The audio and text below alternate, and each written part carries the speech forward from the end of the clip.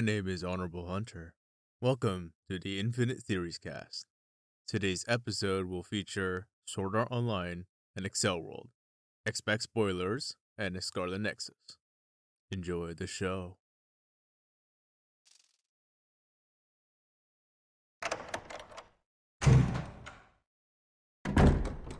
Certain characters from There was the characters from the games and the movies, like Mito and my favorite silver hair girl, thank you, that were joining in on that. It's supposed to be the new arc for Sword Art Online. Who came from that one mobile game that shut down its servers a couple years back, is officially canon to the Sword Art material. So she was just sleeping. She was kind of. She was sleeping an extra 200 fucking years, which is depressing when you think about it like that.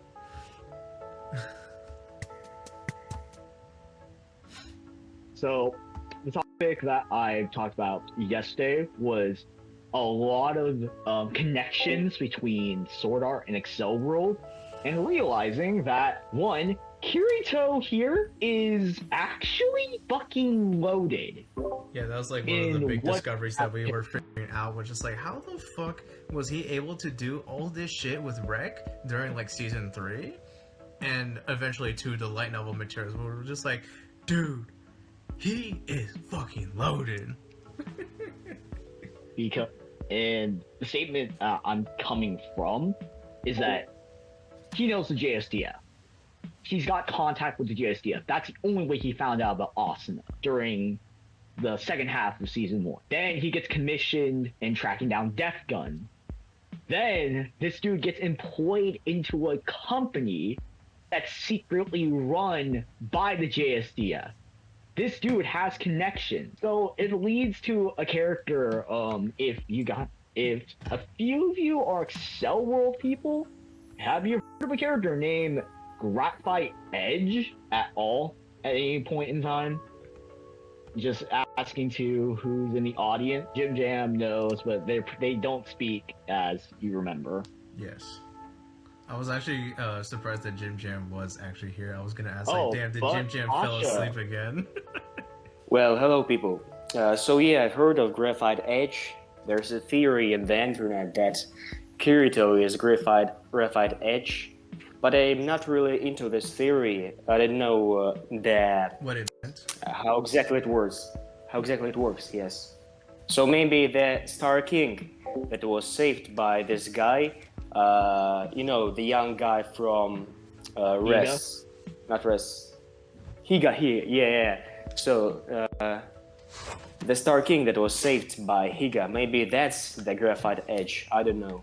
So, what I got from the theory conclusion is Graphite Edge has a lot of like moves that are very, very sword art oriented sword skill name. But there's a thing that gets stated by Graphite Edge in the later volumes of Accel World where he knows the Japanese royal family. He's also an originator. He's a guy who could basically have as many children, or essentially as many Brainburst login users to join in the game. His specific child is the Azure Heir, who's apparently a member of the Japanese royal family.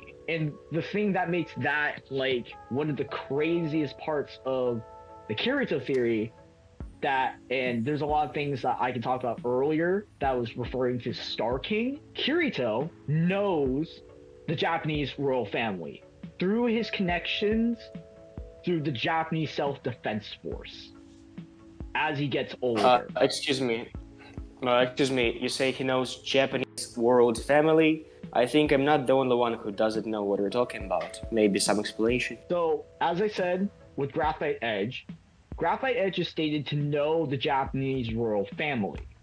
If we're going off, and this is a theory that we were talking about in the last episode, if we were going off by the theory that Kirito's involvement with the Japanese self-defense force means that he can have governmental ties to the Japanese government, means that at some point in his life, he met the actual Japanese royal family and is in close ties with the royal family due to Rule family, you say? I misheard. I say world family. I'm thinking, what is royal. that? Yeah, Royal. family. I see. Interesting. Please continue. Most of the reason why we believe that it's this way is there's also the belief that Kirito might also be the creator of the accelerated worlds, also known as Brain Burst, Accel Assault, Cosmos Corrupt, and now a fourth new one. Well, okay. So wait, so it's like a little bit of context, like it is like theorized. Well, it was like kind of theorized, but then it was like kind of confirmed as well that he created 3 games that were the Accelerated World, and then the one that we see from Accel World, the Brain Burst. It's the one that's taking place after the first game fails. Yeah, the first and third game fails. And then in recent new light novel material, it is shown that he's creating a 4th one, or is made a 4th one. Yeah, and the whole theory entails to the fact that it is stated that the core of the Brain Burst servers is the Imperial Palace, which is in the exact location of the Japanese Imperial Palace. It's in the exact coordinates, which says a lot, and it kind of makes sense why he would somehow know, why Graphite Edge would know the royal family, because someone had to have met them at some point, and they had to have some way of literally creating a server that's based around the Imperial Palace. Wow. At this point, it's all so complicated. But why would Japanese government or imperial family would want to be included in all of this? What interest would they have, I wonder? Well, there was something that was stated like a few, around the second season. The second season of Sword Art, Dante can say something like that.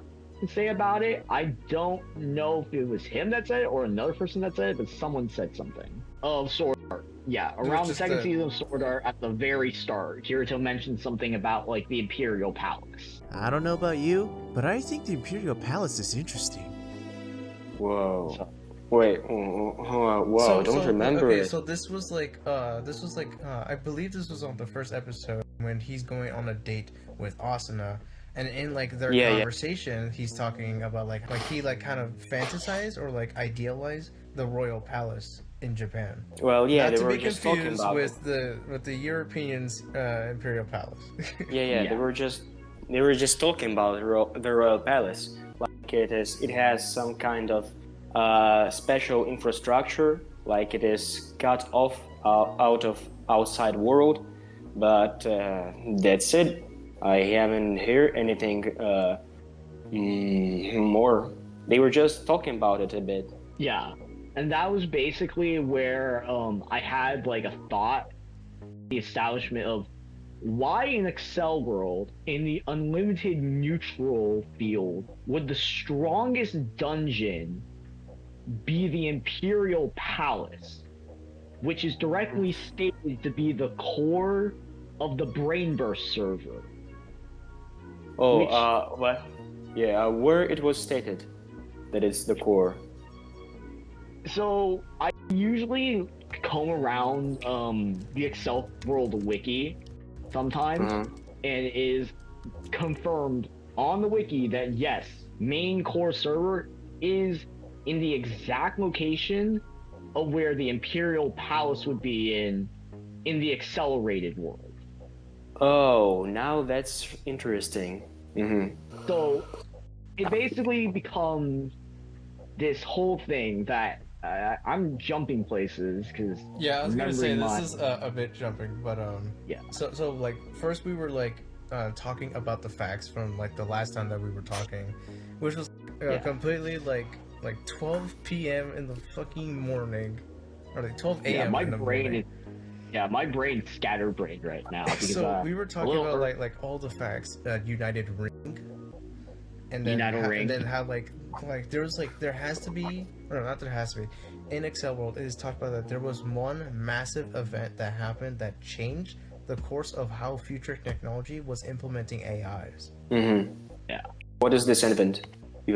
This event is basically, if you remember the season 3 ending of War of Underworld, at the very end of the final episode, they stated something called the Interintelligence War.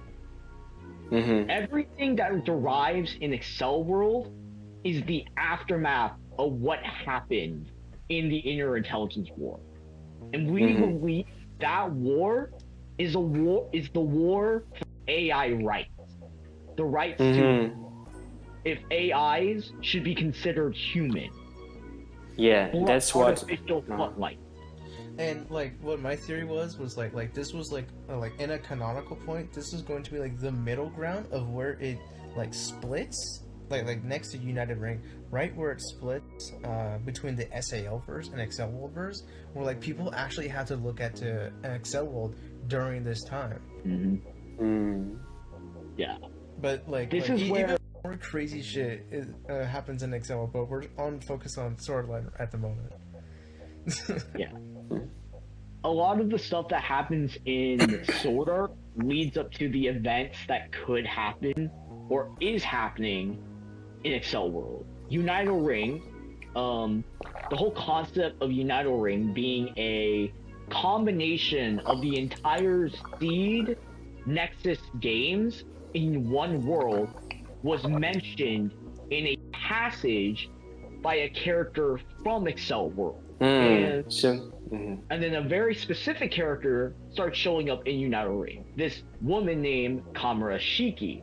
Kamura Shiki is confirmed to be the mother of Kuriyuki Hime. But the exact specifics of why she is her mother is I'll get into that later once we go into the Accel World section. Yes. If you are ready to have your mind blown, please wait a little bit longer. Yeah. So I'm stating all the Sword Art stuff first to get everyone locked into this. So I heard Shiki now and it woke me up. Absolutely. Yeah. No, but we have Jim Jam explaining like a little bit earlier about like how Kirito was like there for the AI like programming thing to get Yui into the real world. And also how he helped out with Brain Burst. But the thing that caught me off guard a little bit was like when he was talking about the AI was based off of you and her original purpose, the mental health and the trauma monitoring. And then he's talking about the Brain Burst is being based on the avatars, but we will save that for Accel World part. Yeah. I think what Jim Jam was talking about is talking about what we were recapping. We'll recap it as we go on. So like just for the moment, Jim Jam, don't say anything else until we get there. When we get there and we'll talk about it. So Kamurashiki has a specific goal in United Ring. That goal is to research on footlight. Fluctuating light. And yeah, the fluctuating light, which is something as confirmed in Unital Ring to be the main goal of beating Unital Ring. You have to work together with a team of players from many different groups, or possibly NPCs, to reach the very middle of the world. A giant pillar of light, which somehow becomes the basis for something that's in Accel World when we get to that. There's also the fact that Asuna plays a very prominent role in all of this too, especially with Kamurashiki. We don't know why specifically, but she plays a role with Kamurashiki. Besides that, we know there's a few returning characters, so as we mentioned, Mito, Adis, but there is also Argo. Argo becomes a official character. Argo the goat. Argo. Yeah. So Argo is now officially a part of the main cast. So Argo's here. Personally, I always thought she was because she was the goated info broker. She was the one that came through clutch. Aw, man. You gotta get some sleep, Kirito. He's got I've go got a in, few things I've got to get done in the morning, but I'm off tomorrow. You know what? Just lightning through it, and then I'll do something with it. Well, I'll give you the big one that keeps coming back to mind, but I didn't want to interrupt. The whole Japanese royalty connection. I think it was more of a clout thing because you got to remember his last name was Narusaka. Narusaka is not an officially recognized name of the 128 names that are part of the royal family. Oh, that could be. I'm thinking it's clout. All right. I mean, we did have like a theory that like his connections played a very big role for like the thing with the Kirito and the Star King Kirito part. Yeah. Yeah, it could have just came from influence and just fame and everything that he did after SAO that made him have those connections. So. Yeah. No, but I think that's a cool theory, though. That was theory, yeah. Does that recap all of the SAO materials? Because, like, the things that are left unsaid from United and after is pretty much related to Accel World. Yeah, everything after this all has correlations to Accel World, especially things to do with what Star King will be doing in the future. It will lead up to all of it, all of what will be happening in Accel World. So, if you guys are ready, are y'all ready to head into the accelerated world? Because I am, and here we go. Lake start. First things first. Okay. The creation of the accelerated world and why it was created in the way it was. Gratified Edge has stated that he has a theory of his own of why the accelerated world was created the way it was. And the story goes, and I will read passage by passage that's on the Wikipedia page for this specific part. Long ago, in a certain virtual world, a long, bloody, large-scale war took place. The focus of the war was a certain being. One side of the war, led by a person known as A, wanted to destroy the being, while the other side, led by a person known as B, sought to protect it. Sometime near the end of the war, both A and B came across a system console that gave them administrator privileges. However, the powers were extremely limited, and they could only create monsters and terrain objects. As an alternative plan, A kidnapped the being, sealing it within an enhanced armament known as the Fluctuating Light. Then, using the admin privileges, he created 8 extraordinarily powerful monsters to guard the being. After that, he erected a massive fortress guarded by 4 similarly powerful monsters who would later become known as Accel World's 4 gods. A little later, B arrives on the scene, challenging A to a duel. He won and killed him. Together with his army, they challenged the fortress created by A. However, the 4 gods were too strong, and B's comrades died one after another. In the end, failing to kill even a single god, B was forced to retreat. Placing hope into the future that warriors powerful enough to challenge the 4 gods and free the Fluctuating Light would someday appear, B developed a series of 3 games that were collectively known as the Accelerated World: Accel Assault, Brain Burst, and Cosmos Corrupt. That is stated, line by line, of what I said. Yes, Kai Uzumaki, they are all interconnected with each other. This is the heavy lore part that we're going to get into, and the heavy theory part. So, if you can turn into the general chat. They will be sending over a picture of Administrator A and Administrator B and the being that this whole war is based around. I introduce to you. Say it for me. What is the battle of Administrator B and Administrator A? Who weirdly, and this is the theory that everyone is saying, including me and Rini. Go ahead. Is Administrator B is Kazuto Kirigaya. It's him in all of his glory, fighting a version. Now this one's a part of my theory. A version of Star King. It doesn't resemble Star King because it's probably a very incarnate, enhanced Star King, trying to fight over Alice, either to destroy her completely or to protect her, or this is a You need to repeat that. You cut out. Oh.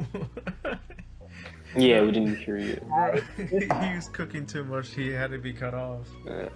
I be cut off again, like always. Okay, go ahead. Say it again. On the right bottom of the image, that figure is Administrator B. We theorized as Kirito, as Administrator A could be Star King Kirito, or some other being who wishes to destroy Alice, the fluctuating light. That girl right there is suspiciously drawn like Alice. She even has the headband. It's another Alice-based war again. And this all leads up to the accelerated worlds. And it's weird because it's Graphite Edge who's stating this, who specifically, in his ability kit, has sword skill names, and in his incarnate skills, which are things that will come with the dual avatars, are also very specific sword skill names.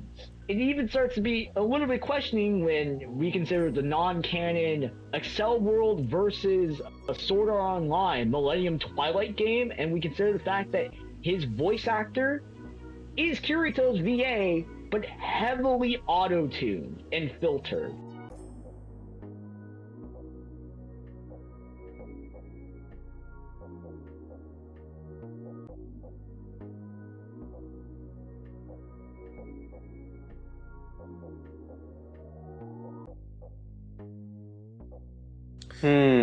We also have Jim saying that the Neurolinker was basically an STL and Ogma merged to like the point where you have a portability of the Ogma with the ability to read a user's soul.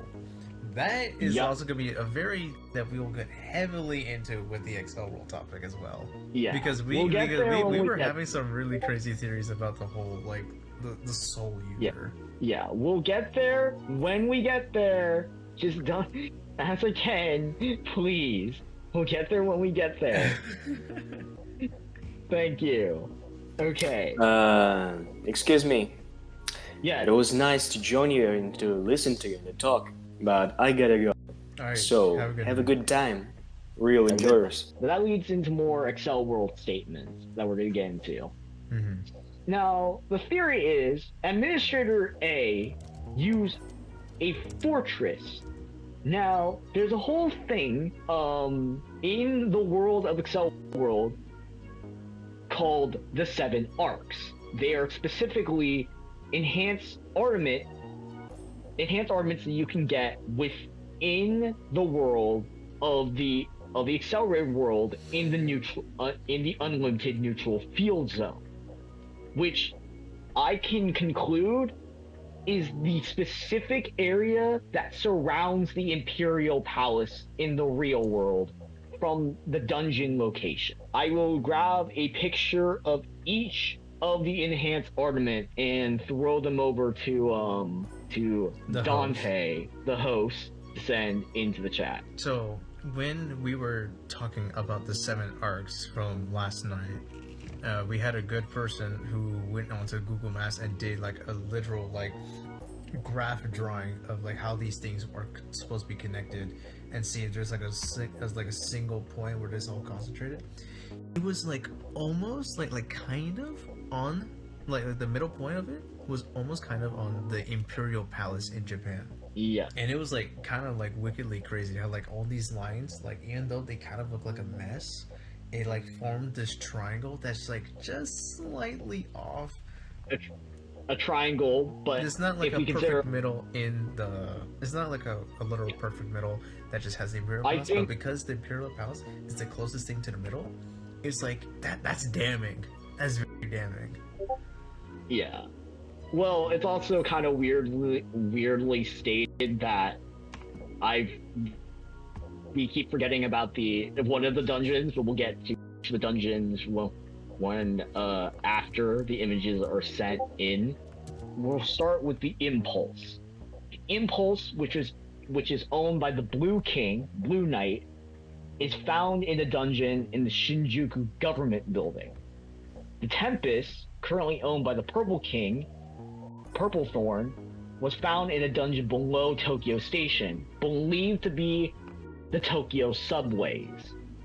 The Strife, which was found by the Green King, Green Grande, was found in the Tokyo Dome dungeon.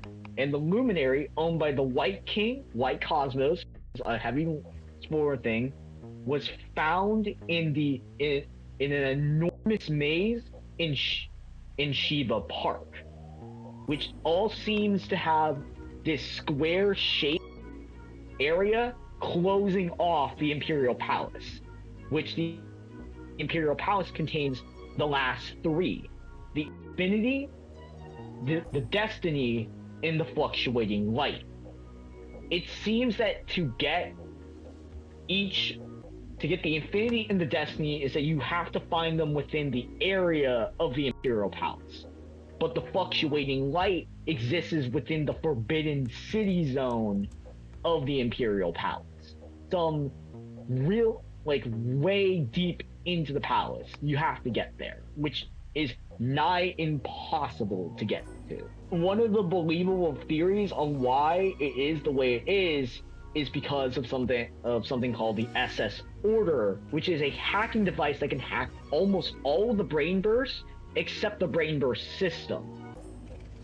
And it has a very strange insignia symbol to the insignia of the Star King and Star Queen. They form... It's at the bottom image. Yep.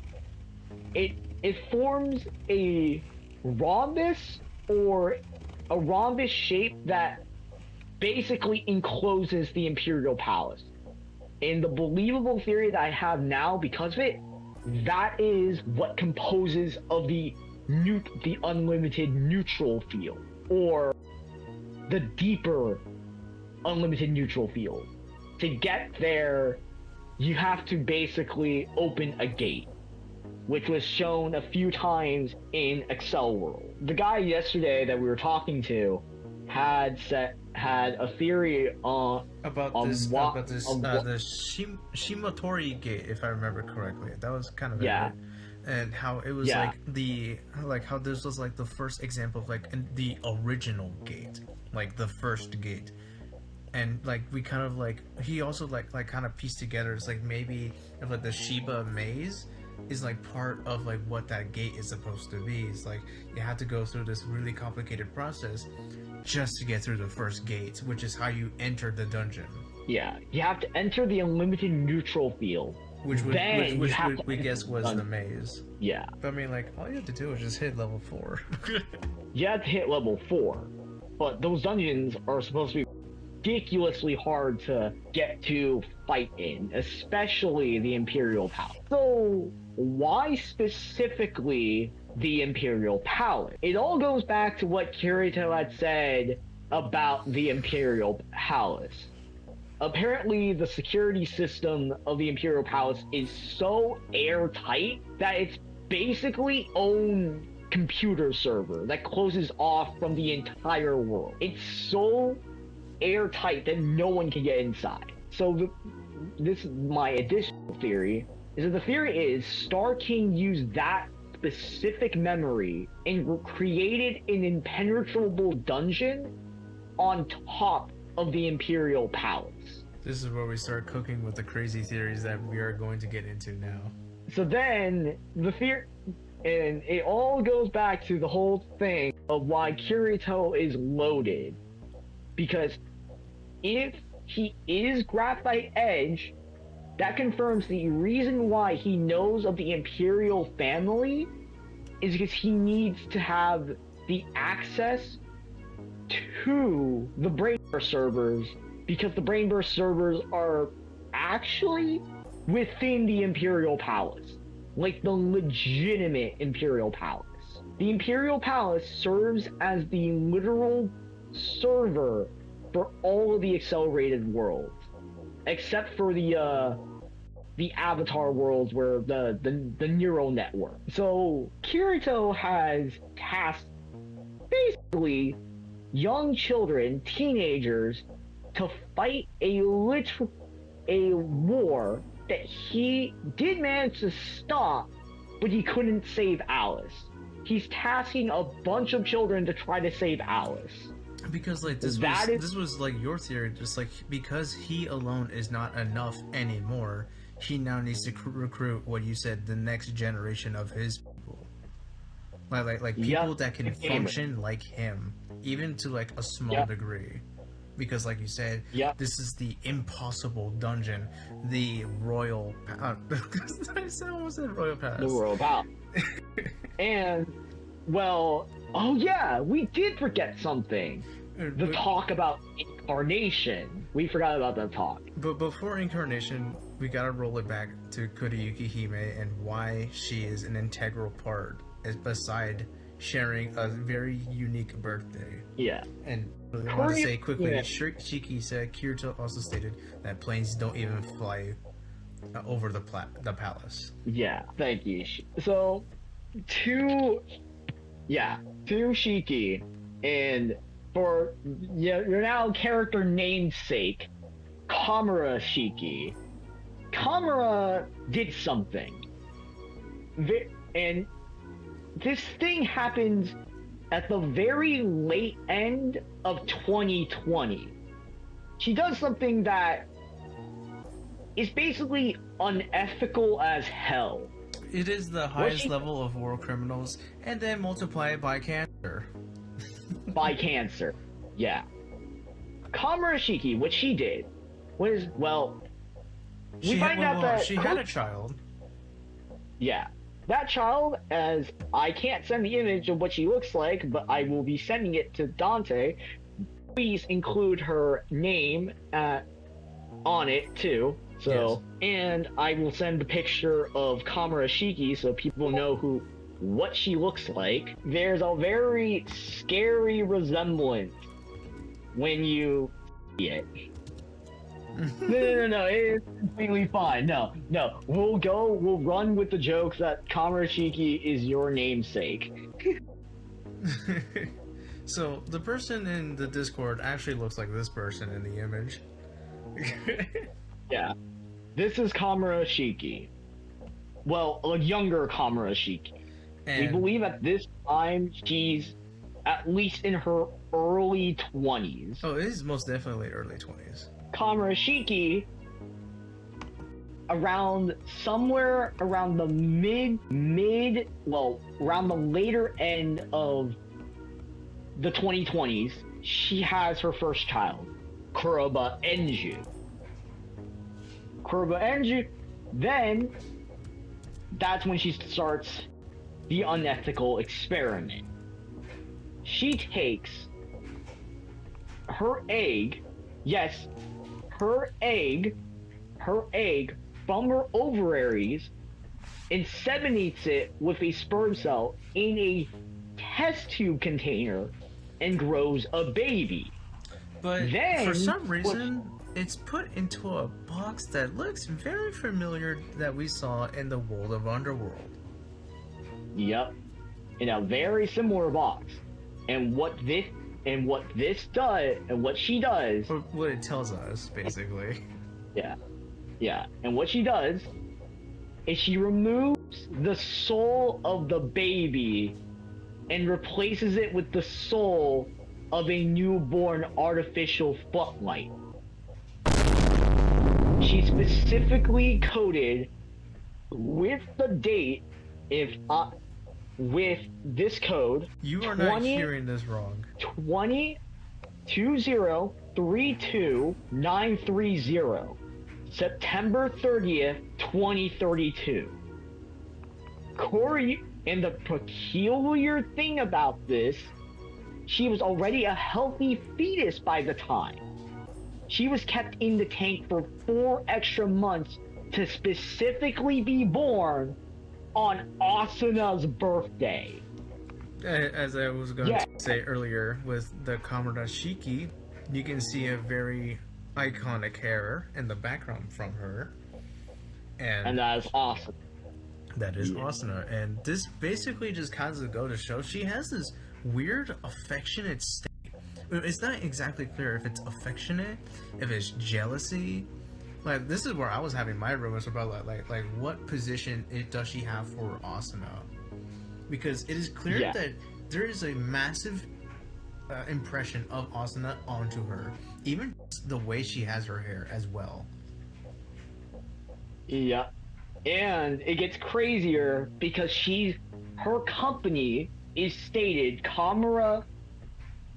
I think, what was it? Kamura something. We would just call it Yeah. Kamura. We'll just call it Kamura. Kamura, yeah. Kamura. Yeah, Kamura is the rival company Of Rec. to Rec. Hey, which is really? Asuna. Why does Rec sound familiar? Well, Rec is the parent company of Sword Art Online's Asuna, basically, and Kamura is the company, for some reason, created the Ogma. When these two worked together, they created the Neurolinker with the technology. They basically made a portable soul translator. And why does this become very relevant? Well, Who does Asuna marry? Who is Asuna supposed to be marrying in the future? Kirito. I mean, And he what was is here, but something then that he Kirito- left. Yeah. Well, yeah.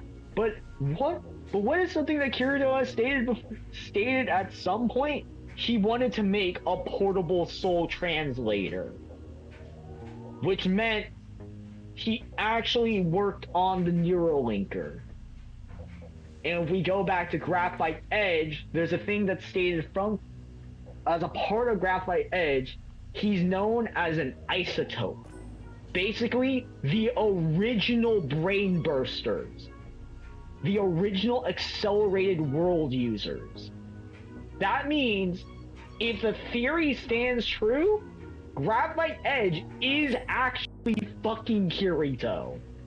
He created all of the variables to make this possible. This dude is fucking loaded. For God knows why. Okay, but we're like repeating backwards. We need to go backwards with the Kuniki sorry. Hime is a AI life born with a human body. Not quite like the Alice where it was the AI life in a robot suit and she's functioning it on her own. This is just literally an AI baby. Yep. She basically broke the ethics. Every literal ethics that you can do, she broke all of it just to do something that she would be calling it as her funny experiment. Yes, Underworld would be classified as a beta version of the accelerated world, would it actually be considered a beta version though? A beta version, as in the sense of the foot-like acceleration. United Ring would also be a beta version too. I was gonna say, because like United Ring makes more sense in that because it has fluctual lines, but also like the combination of like putting all these things together into one thing. World of Underworld was just literally a testing ground, like the alpha, if anything, the alpha state. Yeah. So Underworld would be the alpha, United Ring would be the beta, and it doesn't include the Underworld because Underworld was stuck in a secured server, locked out from access from the seed nexus. It's the only world that did not get affected by the merging, which is very, very strange too when you consider that. Well, it's not because it's a closed server. It means it runs its own government. Yeah, it probably just runs on its own thing too. But yeah, no, going back to Accel World, yeah. Kuriyuki is a fucking AI child. Like, that discovery from like the later volumes blows my mind. Yeah. Because like it made me question everything I had for these theories I've had about her, and just went up in flames. She's basically an artificially designed soul to replace a fucking actual child. Now we had She this basically awesome committed- joke. Oh, go ahead. Oh yeah. She basically, as I will say, she committed killing an actual baby. That's what Kamura did. Her own That's baby. why. Her own baby. Yeah, her own baby. By replacing it with an artificial soul. She said, yeah, I wanted to do something fucking crazy. And here's the joke that Dante is gonna mention. We had like a really funny joke that so we were talking about like how Haru was supposed to bang or supposed to have a sexual relationship with Kuriyuki Hime, but then like when we were talking about like the AI body thing, I was like, oh wait, hold on, if she's like an AI body, does that mean she has an AI like a fake body? Like it's all mechanical, but it's like no, she was shown to have like real flesh, so it had to be an AI life in a human body. And then the amazing joke came to mind. I was like, so basically, if they were to have a baby, they would have a half gear, like in Guilty Gear. Yeah. And for anyone who would get that, everyone, you would be fucking laughing at that thought right now. Yeah. Alice would be the key between worlds. Yeah, she would be. Weirdly enough, she is the key, because like, wasn't the whole reason for like season 3 was that they wanted her to be like the perfect AI? Like the perfect humanoid AI? Yeah, they wanted an Alice. But for some reason, it coincidentally came from an actual girl named Alice within Underworld system. She's basically a holy relic treasure when you think about it like that. Shiki, technically, no, she was not the only one that was able to be removed. She was always intended to be removed, but technically, they could have removed. I remember the administrator. She tried to remove Uchiyo as well before she was killed. And then there was the Laughing Coffin members who got into the building. Then they discovered it was like, wait, can't we just remove these people and they fucking leave? And then he said, no, I want to kill them. I want to kill all Japanese. Yeah. Basically, yeah, Quinella was trying to remove herself, but Yudelkin fucking jumped on her and burnt her to death. Yujiro could have went, but he, if Yujiro did survive, he would be the second person to also go at the same time. Because he was also fully developed. Yeah, they're both Alice candidate. Jim says that she was a fully developed. And the whole term of the fully developed floodlights are basically people who have breaking the taboo, the taboo index. Anyone who breaks the taboo index is considered an Alice, essentially. So that includes like, which is basically breaking the Ten Commandment like kind of thing that they were doing. Yeah, the seal of the right eye. Yeah. Anyone who's able to defy the system is a true Alice, essentially. So now, moving forward with, like, why Kuriki Hime, like, AI was such a big deal, and why concealing her name was also such a big deal at the time. Yeah. We don't know that yet. But we believe that she might play an integral part to how incarnation works. And the whole thing about the artificial floodlights is that they're the only beings within the Sword Art world that's fully in tune with using incarnation, besides two other people. Those two people are Kirito and Asuna Yuki. They're specifically incarnation users.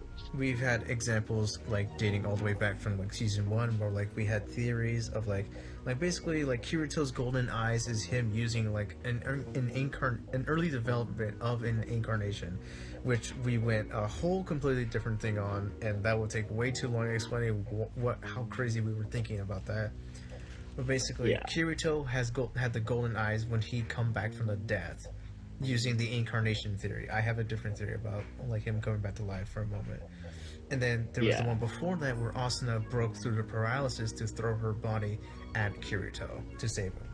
Yep. Yeah. So this is consistent to World of Underworld. And it also ties back to like a thing that Yui said.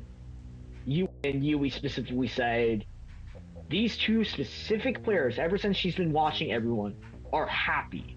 In the face of in season 1 in Aincrad. Yeah, in Aincrad.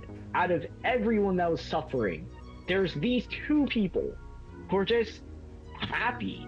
Like, she's just like, what? Why? And that could be the case of why they were the perfect candidates of using incarnation. They had the will to defy basically what was going on and to enjoy themselves. A lot of incarnation, what it is defying a lot of the logic that's placed on you at that time. But incarnation in Alicization is different because at that point it's more like, it's weird, but it's more like using your willpower to alter the world through your imagination, which is what goes back to Accel World and the dual avatars. Yay, we talk about dual avatars now. Yeah, now we can talk about the dual avatars and their specifics. This is kind of a recap on episode 1, but this is to everyone else in a better, more quieter environment. But the dual avatars have been stated to be created from trauma, some form of nightmare and trauma. But that was because at the time they didn't realize how it actually worked until an incident that involved Skyraker, and that fully confirmed why the avatars are the way they are. Skyraker, if you know who Skyraker is, Kurosaki Fuko, was known at the time in the Accel World to be the only person who could reach the sky, but only through jumping with the Gale Thruster. But that was because she didn't know how to actually use it, and she finds out what it is during a race event.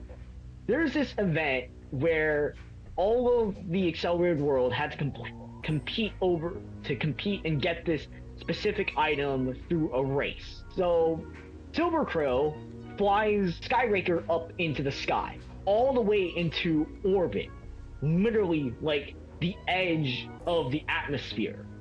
His wings don't work up there. And then, because he does it so that they can use the momentum and velocity to essentially accelerate to the finishing line. But Silver Crow can't fly up in space, but someone else can. In a zero gravity situation. And that's Skyraker. And because Kurosaki Fuko remembered something from her childhood. When she was a young girl, she used to go to the library. And there was this very specific book that she read. This book was about children living in a zero gravity environment. And she always dreamt of that. That is why her avatar is oriented as a zero gravity avatar with full omnidirectional movement. Basically, her avatar is created from the dream that you would have as a child, but from the trauma and memories of that forgotten dream, turned into an avatar. It is an avatar based on incarnation, on the incarnation system. It takes your brainwave and converts it into an avatar, specifically built around who you are as a person. That's why we go to Silver Crow, Haruyuki, and why he has his wings. When Haruyuki was a kid, his parents got divorced, and he got depressed, which so caused him to... a fatty. Yeah, he became overweight and he got bullied. So one of his biggest dreams, and it's stated literally in the show, to fly away. He wanted to reach the heavens. To fly away for freedom like a crow. And he developed the Silver Crow avatar, with the wing flight ability. But why the silver? Well, it is stated in another episode that the metal type avatars are based on a theory crafted by the brain bursters called the metal shell theory. And what they believe what it is, it's based on the level of trauma that they try to hide. The more they hide it, the more different the metal material becomes. That's why you have copper, you have silver, you got, well, like graphite. And that could be why Graphite Edge is Graphite Edge, but we don't know. Hey man, Kirito's always been an edgelord. Yeah. So it seems that a lot of the avatars are very incarnation based, especially when they're more powerful attacks with their enhanced armaments and their base abilities are based around incarnation, modifying their attacks to very specific need, which is how Silver Crow gets something called Light Speed, which is an Incarnation Stage 2 ability that allows him to fly at quite literally light speed. Incarnation plays a big part in Accel World in a way that you would never think. Yup, the greater the trauma, the rarer the ore. Yup, Shiki, that is correct. And that is the main difference between all of the other Brainburst avatars. The other avatars are people who kind of like they have trauma, but their trauma is very open. Super open. While there are some avatars that are specific color combination. Like Skyraker, her color is the way she is because it's based on, well, kind of how she was seeing her avatar. So that's how she got her color. Ardor Maiden got her colors, if you know Ardor Maiden, because it's based on flame, so the color of fire and white. Weren't we? I don't remember if it was Incarnate Blade here or. Yeah, it was Incarnate Blade. That was talking about was it the one Brainburst user that had like different colored pals because she was a child? Yeah, I think that was another user here, but that was specifically our. Oh yeah, no, that was you. Okay. So yeah, can, no, that was. If he can unmute his mic, he can actually go off about that. Yeah, and if you like to give off her name, give off her name. Are we talking about Ardor Maiden or who are we talking? Ardor Maiden. Yeah, we're talking about Ardor Maiden now. Okay, I mean, I was the one who, but I can talk about it. Yeah, sure. Yeah. So later on in the story, there's like the four. I don't know what they called them, but like the four main members of. Yeah, the four elements. Four elements. Yeah, that's what it was. All right. Yeah. So they had the four main elements, and so one of those was. I think she's a seven-year-old or something. Oh no, the wiki says she's not. Oh wow. Or maybe she I don't know. Maybe she aged throughout the story. I think back then she was 7. But anyway, she was really young, right? And she's one of the youngest brain bursters that we know about. However, as we all know, like all the brain bursters are young. So basically, Ardor Maiden, she has a dual color avatar. Ardor, so she's like part red and part white. And basically what happened is that when she was young, she saw her brother kind of die in front of her. I don't remember the exact details, but essentially this, like, she's not able to has been given like 2 abilities. I know Red's abilities are usually like that they have the enhanced armament, so she has like the bow. What are White's abilities? But like the important thing was like she was a dual color, dual avatar for the first time ever, if I remember this correctly. Yeah, one. That was the significant part, that she was a dual color, dual avatar. Yeah, she's the very first that like you could prominently see like the colors. A lot of her moves are based on like fire and like Miko stuff, because in real life she works in a shrine and she's also a proficient archer in the archery club at her age. So that culminated in how her avatar was kitted. Basically, all the avatars are kitted based on how the user would fight, based on how like what their experiences and their like specific like mental brain waves. So yeah, like Silver Crow getting the wings, but for some reason later on he gets a sword. Skyraker. Oh, yeah, he did get a sword. Yeah, Skyraker getting the Gale thrusters because zero gravity flight. Kuriyuki Hime is actually a very interesting case too. The Black Lotus. Why her arms are specifically bladed arms. Because she's trying to sever connection to hide her identity.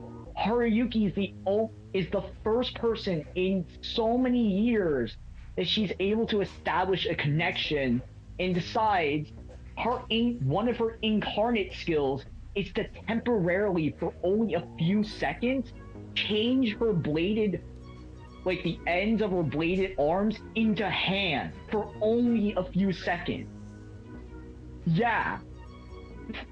So, like, avatars are heavily influenced by who you are as a person. And I think, like, you're kind of... It's like whatever at the time that your trauma is or however you see yourself as a person. Because later on, she kind of... Kuroyuki Hime kind of... is kind of sad that she can't hug Silver Crow in Accel World because she's in a brain burst because she has those bladed arms, so she kind of like feels useless. But obviously, that's not the case. Our boy Haru tries to cheer her up. But yeah, so I think it's almost like brain burst helps them deal with their trauma in a way. I don't know if way. In a very weird way. So why do we think that Ardor Maiden has the bow though? I know she's... No, I think he was just referencing that she just took archery. So it was like she had a bow in the real life, and in the brain burst she has... Oh, okay. It's hard to remember, bro. I think I read this like... Basically, like she has a ranged weapon. Yeah. He gets a ranged weapon based because of the fact that he's a proficient archer in the archery club in her school. So, like, that's why. And it even goes to, like, characters, that have very, very specific base avatars that have elemental shifting abilities. Now, I do not remember her name. If I could find her, hold on. Oh, yeah, Aqua Current. Hime Akira. We don't know what her specific trauma is, but her brain burst avatar is literally a being comprised of pure water type. Pure water. She's the one that was in the anime, right? Yeah, she was the one in the anime. Yeah. But it's like there's strong emphasis on like the actual pureness of the water that she resembles. Yeah, and she can do like stage transitions, so she can switch. Like if she ever needed to, she could switch into an ice mode as her incarnate skill. And weirdly enough, Aqua Current is the water element. Ardor Maiden's the fire element, Skyraker's the wind element, so who's the last element? The earth element. Graphite Edge. Graphite Edge before... Yep, Graphite Edge before he joins Green Grande's Legion. Graphite Edge is also the guy who taught Kuriyuki Hime her other incarnation skills. Skills that she didn't develop on her own. Those would be Vorpal Strike, Starburst Stream, and the Eclipse. Yes, those three skills aren't incarnations that she personally made on her own. Yes, she did. Well, she did technically, but they're inspired by Graphite Edge's incarnation skills, which means that the only time that she makes a personal incarnation skill that's personally for her is the hand's transmutation so that she can hug Haruyuki and hold his hands. That is the only reason why. It is so, like, when you think of it like that, it makes so much sense. Her entire avatar is built on trying to severing connections.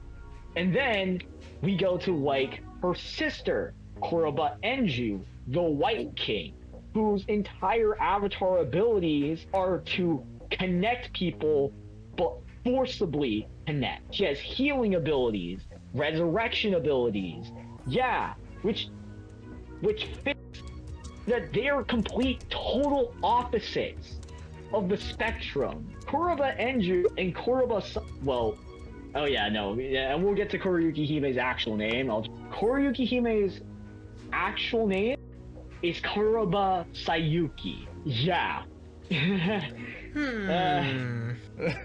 So, a lot of the dual avatars are heavily influenced by, like, your life situation at the time when you first log into the Brainverse, and all of their extra abilities are influenced by what you want at that time. So it is quite literally a game based on the incarnation system, but they don't know how it truly works, except for the basic details of it. No, this is kind of like going on a tangent, but I always thought that back in the day that since her sister was the White King, White Cosmos, I always thought that if Kuroyuki hides her name, then I thought that she would also hide her name, her sister.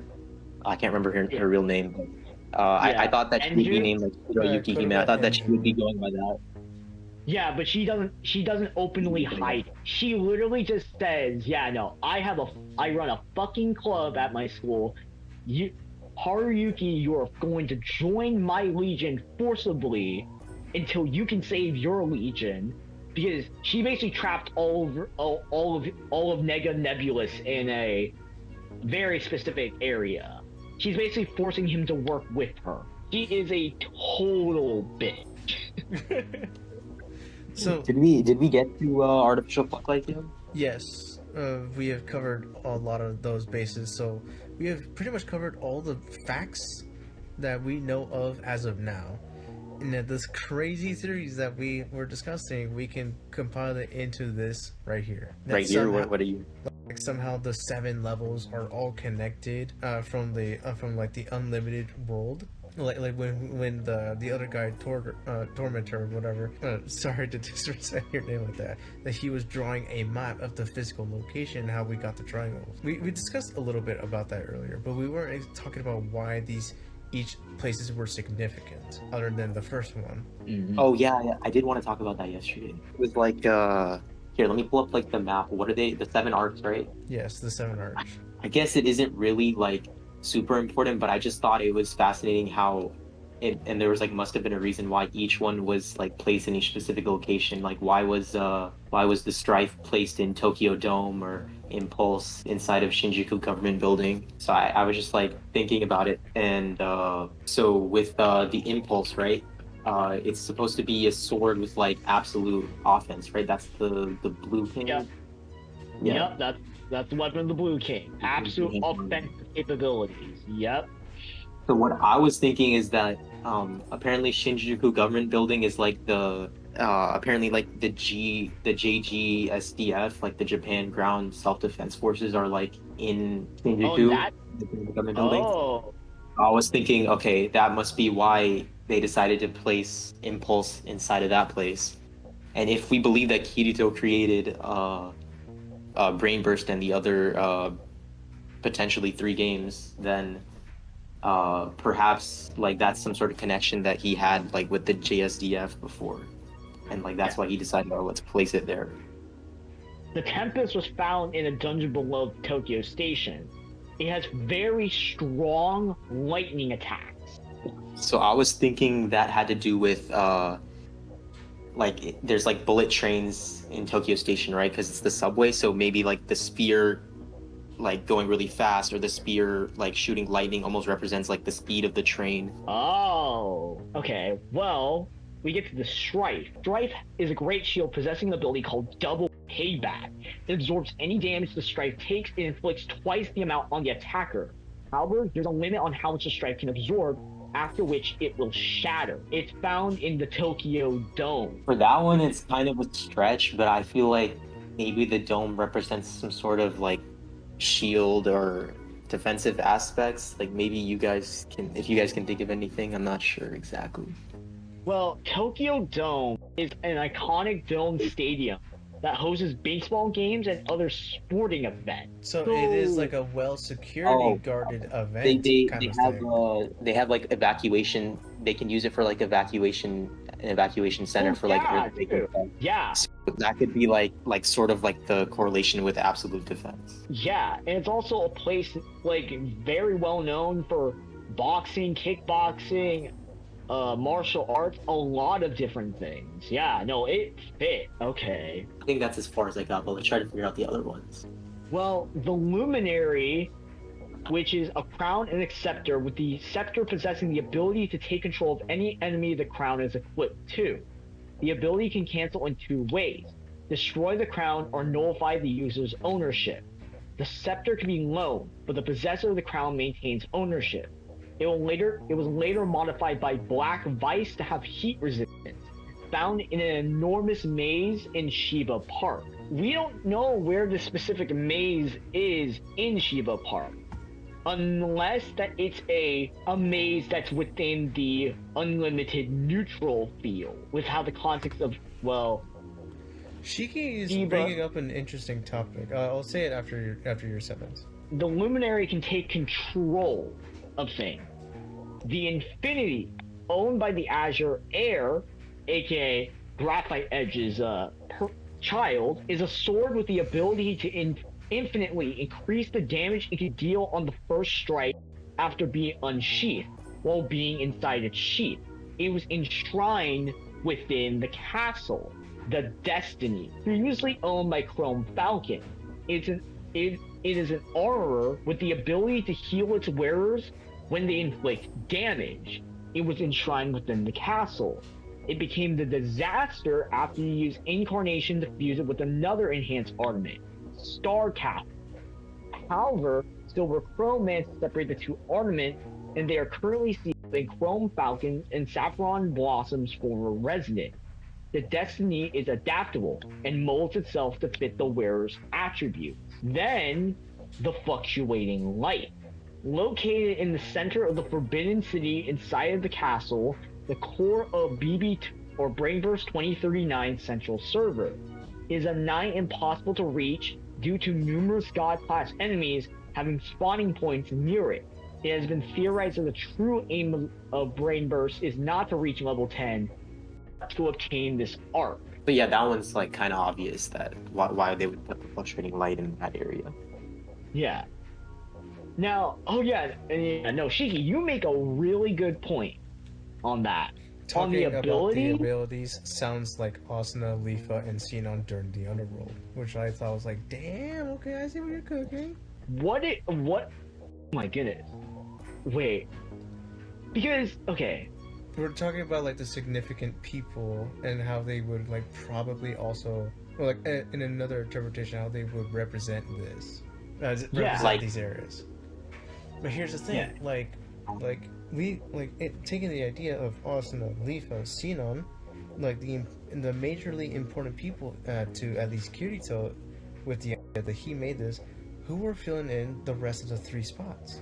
Yeah, well, the rest of the 4 other spots. The Luminary, the Infinity, the Destiny, and the that's also true. Yeah, that's very true. Well, we already know who the Fluctuating Light is. The Fluctuating Light is Alice. So, what about the Destiny, the Infinity, and the Luminary? The Infinity is with the ability to infinitely increase the damage it can deal on the first strike. Well, the Destiny is an armor that with the ability to heal when you inflict damage. Luminary has literal enemy control ability. So that's a weird one. Enemy control of mobs. The lightning ability could fit Sinon and the ability to fight at lightning speed. It could fit. It's a stretch, but maybe? And the weapons are specifically colored. Like, it's weird because the four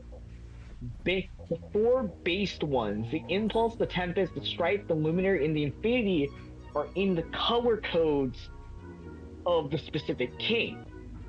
Blue Knight's Blue Impulse, the Impulse is literally colored in an all blue color. The Tempest is colored in all purple, while the Strife is colored in all green, the luminary isn't all white. But we don't know the specific colors of the Destiny and the Infinity, except for the time that it was known as the Disaster, which seems to take on a very dark silver color. But that's the only time we have ever seen the Destiny used in a state.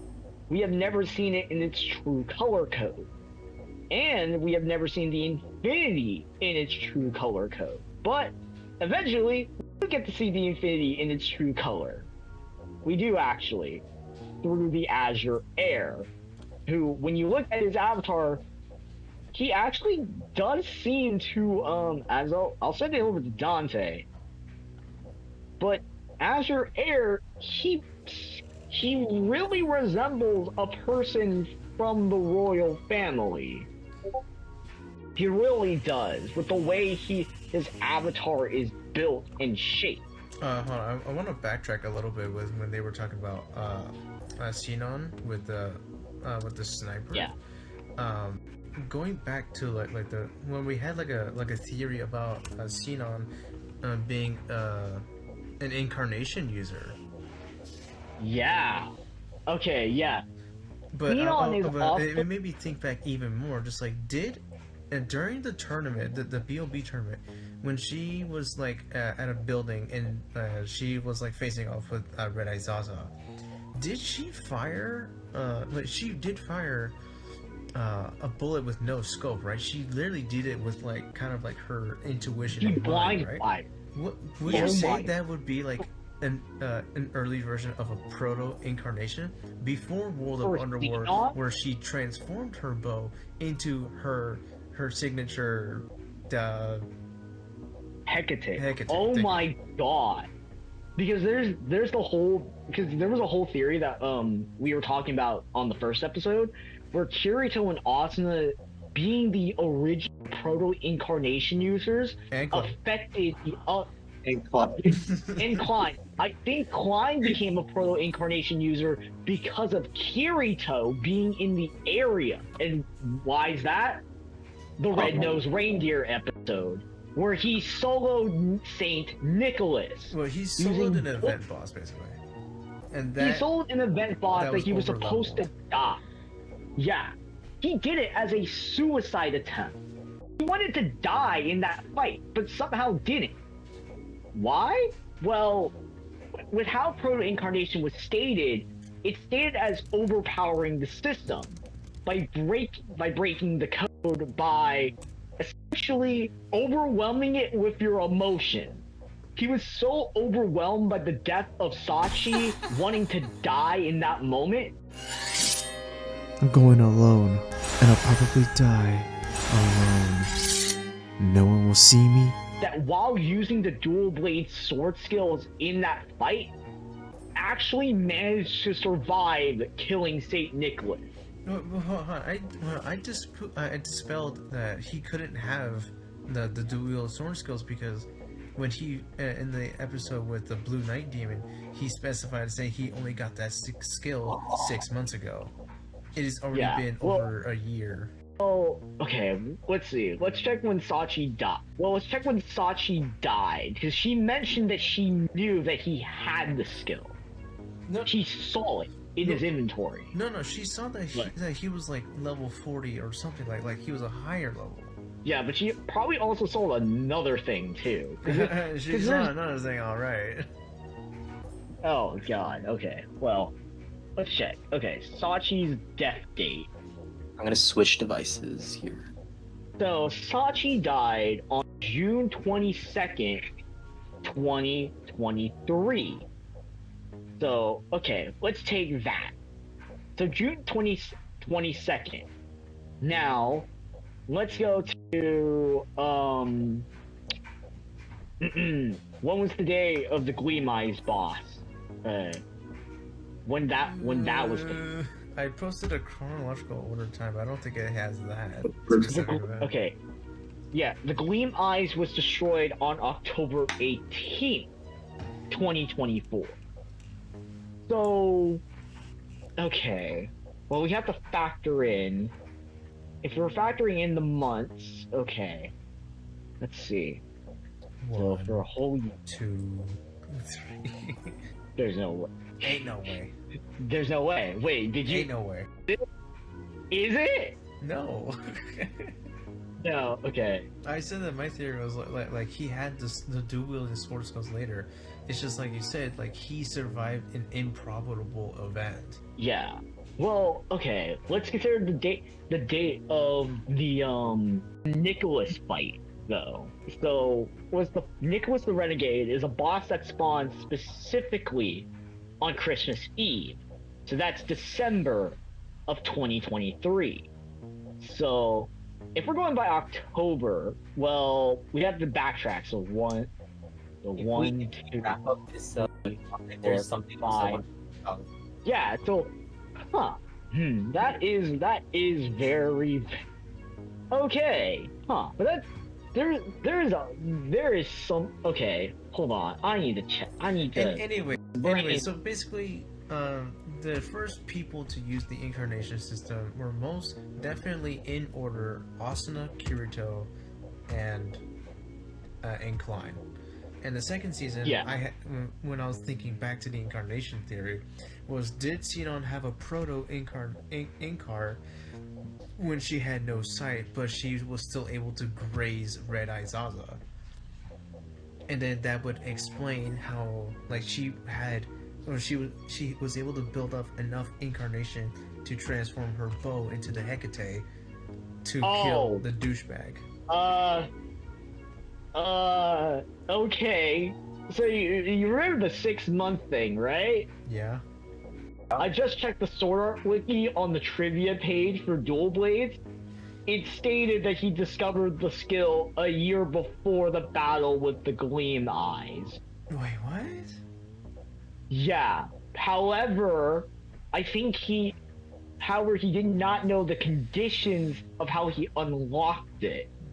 Which means if we're going back a year, so then he would have it. Yeah, let me do the backtrack. So October of 2023, Sachi dies in June. So yeah, it also confirms that Sachi didn't see it. Okay, but he had the skill, so he did employ the skill on Nicholas the Renegade, which is interesting. Crazy, yeah. Okay, so going back forward, like past the incarnation thing, that was the thing I wanted to kind of fill in the time while we were thinking about the Accel World content. Yeah. Like what? Oh, Did yeah. Sinon have proto incarnation in season 2? That is a good question. That is a good question. Right, Because if we're thinking how the theory works, Kirito's the first person to acquire proto incarnation. Then by being with Asuna for a while, and he's the first one to break the code. So the system experiences its first usage of proto-incarnation. Then within the area, Klein would be in the area when he comes out of the battle. Then he spends time with Asuna. Asuna becomes the second user of proto-incarnation, when she ran all the way from the Night of the Blood Oath's headquarters into the training zone area for the Night of the Blood Oath. Okay, hold on. But we had realistic theories deducting why that probably wouldn't be the case. Like it was established that it was like a regular training ground, so they might have like a warping teleport crystal. Yeah, we did talk. What if she did warp and it also like came in at speed? I think that this wouldn't be. I think this could just be like a stretch of a miscommunication with visuals, and not much context from either the anime or the manga or light novel. But the anime, it just makes it look like she's traveling faster than anything. But if we put into the theory of speed and light, if she at the moment when she said that I noticed something was wrong when the player icon disappeared. If by moving at speed of light, she would have been there before like the effects of him dying was gone completely. Like from the start of the canyon to the middle of the canyon, assumingly that's where their like position was. Wait, didn't like the other guy said that the potential theory of Asuna's incarnation is based on a version of teleportation? I Oh, don't yeah. remember that. Yeah. It's like from her Maybe- perspective, she looks like she's moving really fast, but in reality, she's just teleporting because she wanted to be in that area so quickly. Something like that. Yeah. Hold on. She rushed to save Kirito in a panic. Adrenaline fueled speed that players were supposedly incapable of reaching. Okay, never Stated mind. I thought it was just a on the miscommunication. Sword Art Wiki. Stated on the Sword Art Wiki. So literally, she did run stupidly fast. And we consider the other theory that means she is technically teleporting. She's running so fast that you can't register the speed that she's actually going at that point. She literally just adopts the epithet of the lightning flash in that moment. Yeah. Oh my god. What if her incarnation is literally just a gigantic speed boost? Like, incredible speed boost. That's her incarnation. That is her incarnation type. That's fucking insane when you think about it like that. Because you remember in Accel World, one of the types of incarnation you can get is movement speed enhancement. Bro, literally still stole it from his wife. He made an entire incarnate subset that's based on Asuna's speed. That's insane. Okay. Well, the range expansion thing comes from way later with Kirito. We'll get to that part with the incarnation thing. Okay, Yeah. hold on. What? Okay, go ahead. Yeah, but Xenon, yeah. I like to think how it goes. Kirito infects Klein and Asuna. If we're considering Klein to be also a proto-incarnation user, his proto-incarnation first usage was to literally use the revival item. Combining it with Kirito's own incarnation at that time kept him alive long enough to end Heathcliff. I figured this theory, it kind of doesn't work together, but it works enough separately. So it could be he incarnate to use the revival item, or that Kirito used an incarnation for the first time. It works as both separate theories, but trying to put them together is kind of weird. But these are theories. Yeah, and now that's another, the incarnation infection theory. That's it's probably from because disaster infection. Yeah, but it's also because you remember what the guy said earlier, because he said that through the use of incarnation, a theoretical code Kayaba put into the system. Oh wait, that was me. I said that Kayaba could have also did an incarnation mathematical formula, the theory formula, and he put it in as a fuck it. If it happens, it happens. And the other guy stated that it could probably even be set as a note, because if they were to remove it, it would kill the entire system. So what if when Kirito used it during the Nicholas raid, the Nicholas fight, it started weakening the systems it cracked the system. So then when the next few proto-incarnation came around, the system was weak enough for it to happen on a multitude scale. Asuna weakens the system even more when she uses it. Then it becomes weak enough that, Asuna and Kirito does it again. And if we're considering the weird Klein thing too. Okay, so the Klein thing was so Asuna was able to do proto-incarnation to the fullest extent by getting past the paralysis with her entire body to throw her body at Kirito to save him. So if Klein were to even resemble a proto-incarnation, it would be at a much lower level, because all he would need is to raise his right hand, scroll through the item, and click on it. Yep.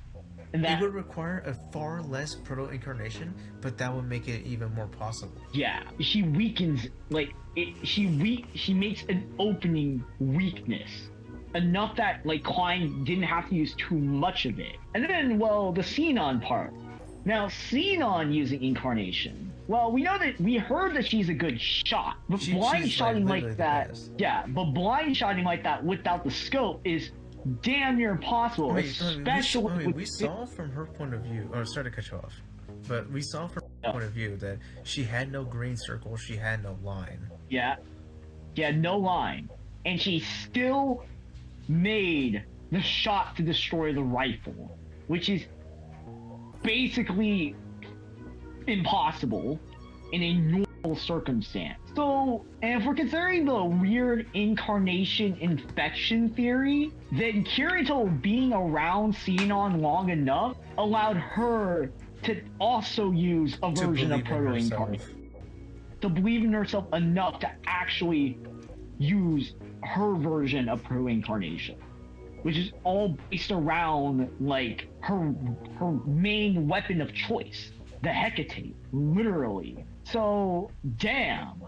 Okay. Now it's weird because Lifa also never shows an actual usage of incarnation, which is very weird. I don't think she ever displayed it ever in season 1 or in season 3. Yeah, I believe she just doesn't, even though she's like naturally akin to Kirito. But that's like very strange, as we said, because like she's like the most familiar. So she has the most familiarity to Kirito next to Asuna, but for some reason, she just didn't have like a spiritual connection to it. Yeah, she has yet to display it. Maybe in United Ring. Yeah, and now we get into the incarnation. War of Underworld. Well, first we go to the first actual incarnation usage. Kirito reviving the flowers. When he revived the flowers that he was supposed to gift to Sordelina. That's his first usage of alization type incarnation, which has no limits to what it can be used for because the world is built on incarnation. So, Kirito revives the flowers through Charlotte's help. Then, the Chudelkin fight. In a life or death situation, he poured everything into drawing out the Black Swordsman aura. Swordsman persona, yeah. Yeah. Which he hates. It is literally stated in the fight now. Okay, did it say he hates or he refrains from it? Oh no, he hates it. So he hates the sword skill because it has been like an iconic thing that has been known to be recognizable by anyone. Yeah, he refrains from using Vorpal Strike because it relates to his hate of the Black Swordsman persona. So when he literally uses this persona, he has to channel all of it. And that's why like it feels super intense when he uses that Vorpal Strike against Chudelkin. Why it goes instantaneous burst speed. He poured everything into that attack and annihilated Chudelkin. Then the dude temporarily goes back to normal. Then, fighting against Administrator, he uses Incarnation again to dual wield because he doesn't have the stats to dual wield. He needed to use his Incarnation to use the Red Rose Sword and the Night Sky Sword together in combination. And weirdly, it stated when he was fighting like this, he felt the weight. He felt like his body was gonna rip apart from the weight of carrying two divine weapons. Yeah. So, like, the light novel did a lot better job of explaining it. Basically, as soon as like they had like the training arc at like the academy, it was like the first time Kirito had a sword that he could use like multi-strike sword skills. And then obviously we were all wondering like why doesn't he use dual wielding? That's his like most overpowered ability. But they explained throughout the light novel like numerous times that even just holding the one sword was super heavy. He loves like heavy long swords, but his stats just weren't there yet. And that's why he was like wow, Alice can pick up both of our swords just like that really easily and still have her own. Basically, uh, she wouldn't be able to move like at all properly while using the dual sword skills. And he also, at the time, didn't know how to take advantage of the incarnation system to form the image of making like Starburst Stream or the Eclipse or whatever it might be. So Yeah. he had to kind of develop the incarnation to obviously hold the swords. Like it felt like he was holding really hard, like heavy weights and kind of like It's just basically swinging. like carrying the entire weight of Earth twice. Yeah, on both arms. Because if you remember how Alization's system works, you have system skill authority, which is how you can use all of the sacred arts, and you have object authority. He didn't have the object authority to use two weapons at once. It was only until after he killed Quinella when that was fully possible for him to naturally wield them in the way he. So when he was fighting, he was throwing the weight of two heavy weapons guiding him the entire time. That's why each of those strikes were very heavy. Sorry to talk about. Yeah, Alice being down and Yu-Gi-Oh! Cardinal being gone and Yu-Gi-Oh! Also being gone, those kind of gave him like the push he needed. He's like, no, fuck this. If I'm gonna let her do anything else in this world or my friends, I'm just gonna like fucking put all my everything into it, even if I lose. And he wins the fight. And then afterwards, he has to let go. Well, he gets his other arm cut off, so the rest of the weight gets like transferred out. So he loses his right arm. And then But he gets a gets to use PTSD shock. Woo! the PTSD shock, which causes him to go comatose. But that point in time, he has all of Quinella's stats stacked on top of his own stats. I was gonna. Which is why when Bercoli did the yeah, okay. I was gonna comment just when he turned to Komato. Yeah, Komato. Potato. And that's why when Cole did his own incarnate attack against Kirito, when he was still comatose, he also used incarnation to draw or incarnate arms, which is one of the subset abilities of incarnation, to literally draw out Buro's knock the arrow away from him. Like, stupidly fast. In a way that, like, no one... Like, only two people could see that. Alice and Bercoli. Alice could see that. Like, what the fuck was that? So you had to understand, like, in the novels, they explained that basically what was theorized back was that you needed like a lot of real life combat experience to kind of have these incarnate abilities. So you were able to develop all these crazy incarnate abilities as you had more battles. So obviously, the Bercoli and them all fought in the Dark Empire against like goblins and all them, and that's how they developed like incarnate arms and stuff. So they were all wondering, like, how does this guy have stronger incarnation than Bercoli when he's only, like, the same age, like, 19 or whatever he was? Like Alice. And Alice is still, like, technically 19. Like, he's stronger than all of them combined. And Bercoli thinks it's like, he probably has even crazier battle experience because he's actually put into a life or death situation on a continuous run, except them. But they also don't understand that the other part of incarnation is the imaginative and willpower part. So it's that subtle combination of all three of those things that makes him a very strong incarnate user. And he understands that to a certain level by the time he awakens after, Asuna, Sinon, Lifa, and Yujo get to him. And you know what's weird? And you know what? I'm gonna think about that really quick. The memory part. You know how their memory reshaped Kirito? Yes. Yeah. I'm thinking of something, and this might be crazy. What if that's also a form of incarnation? I feel like in a way this is like a memory injection, and this is gonna sound really weird, but an example of what I saw in a video game format was a game called Scarlet Nexus, where the man, he was like, his memory was like literally just being stolen, because like his memory was linked to his powers. And so when the guy was like, "Hey, I stole your power, I'm gonna fuck off now," everyone, like his group friends, had to surround him, and they were like, "Dude, he's literally fucking dying of consciousness because he's losing all of his memories." So we had to plug in, like physically and mentally plug into his brain all of our memories of him into his brain, and then that's how like they were able to get him back. So I feel like it's not really a way of incarnation, but more like they have a digital brainwave space to inject those signals into his brainwaves again. That is true. That could work. You know how we said Leafa use incarnation? Yeah. So in War of Underworld, when she I forget what the goddess's name was, but she has like the Terraria. super. Say it again. Terraria and the super healing ability. Yeah, so she has that healing ability. At first, I was like, you know how like so basically after she gets released from DIL, right? After she gets released from DIL, then she basically goes on to fight like hordes of these like enemies, like our enemy legion.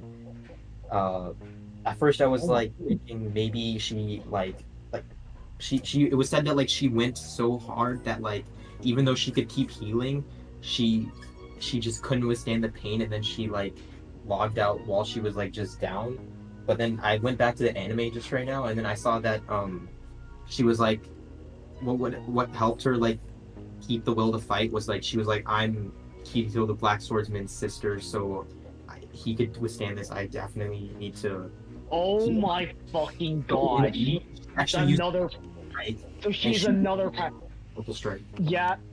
Okay, well. Okay. Okay. So then this will go back to the incarnation thing. So maybe she did have an incarnation thing.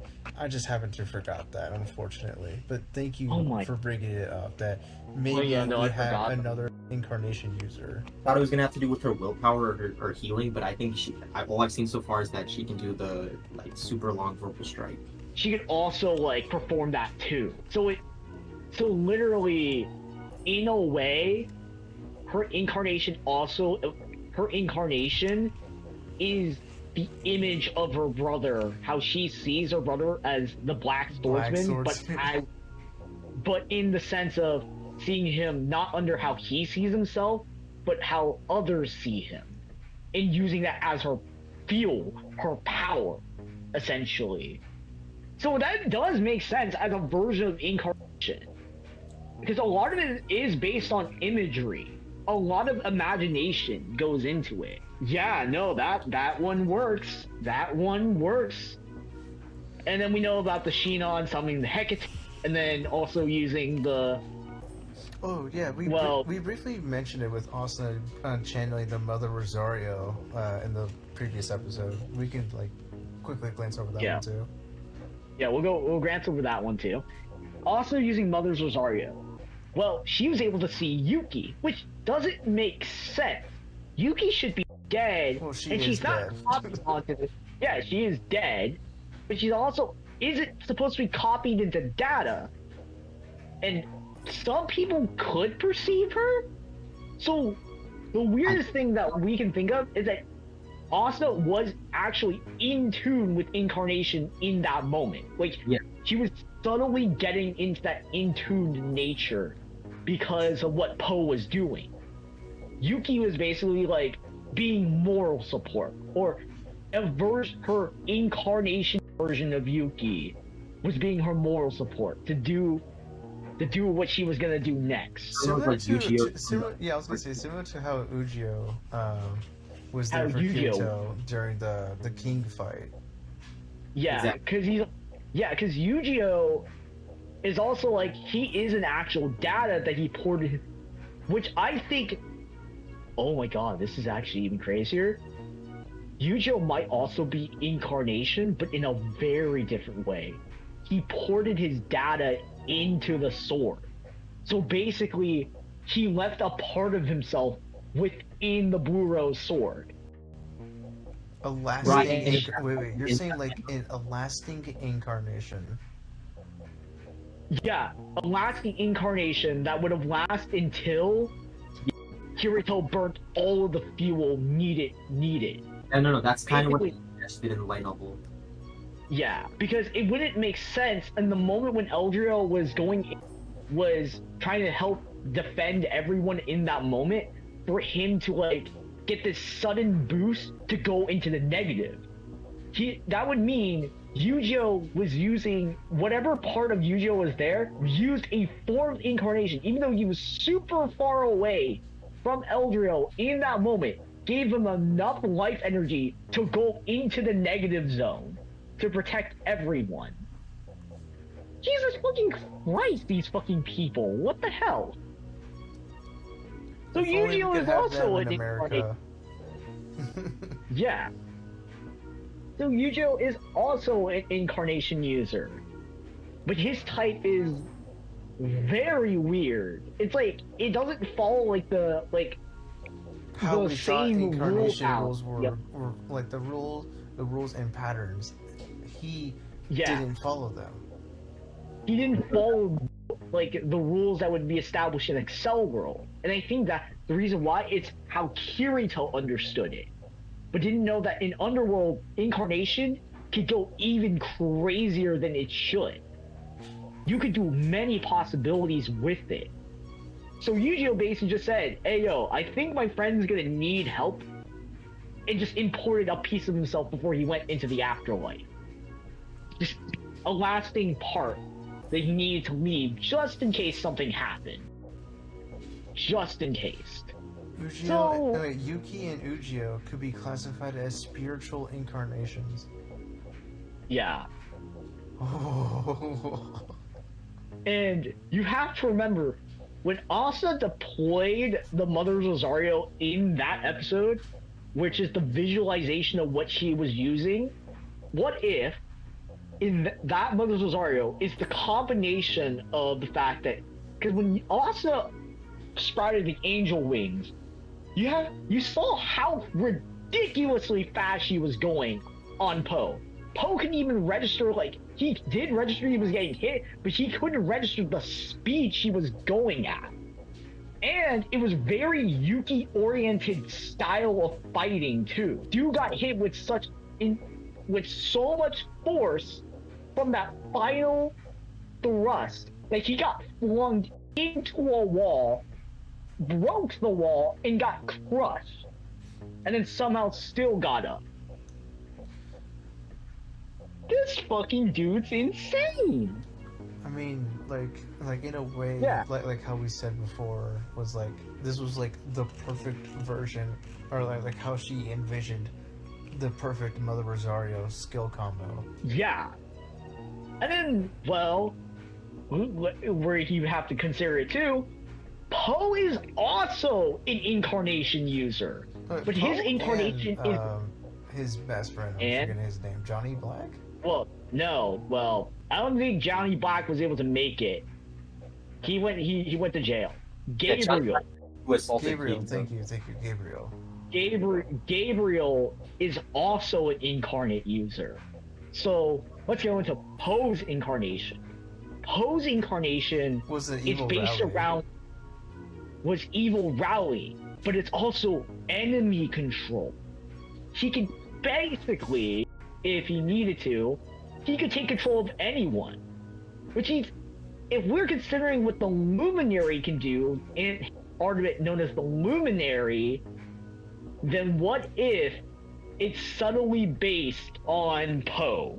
Because it's a crown and scepter. And what is Poe's full name if he didn't shorten it?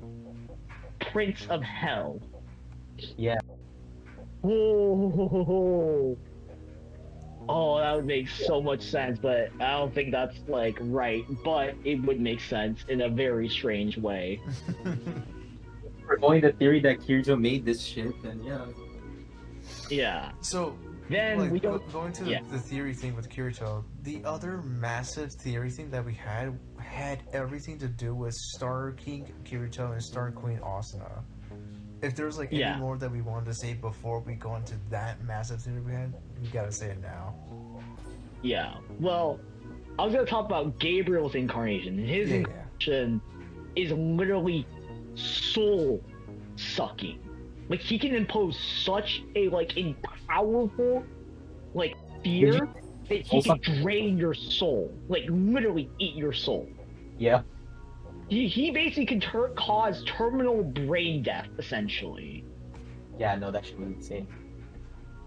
Bro can literally cause brain death, and it's so fucked up. Your soul Dude, And then, really just we know- loved will killing be things. so Yeah, sweet. because he didn't understand how the soul worked.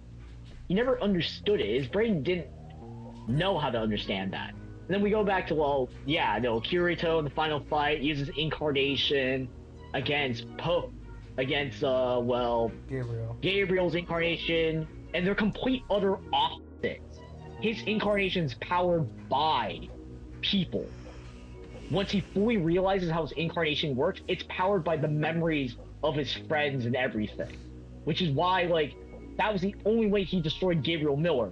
He literally super loaded him with so much, of those good memories and, energy that it caused him to implode his brain. He literally had a soul implosion and literally did actually get to experience going to hell.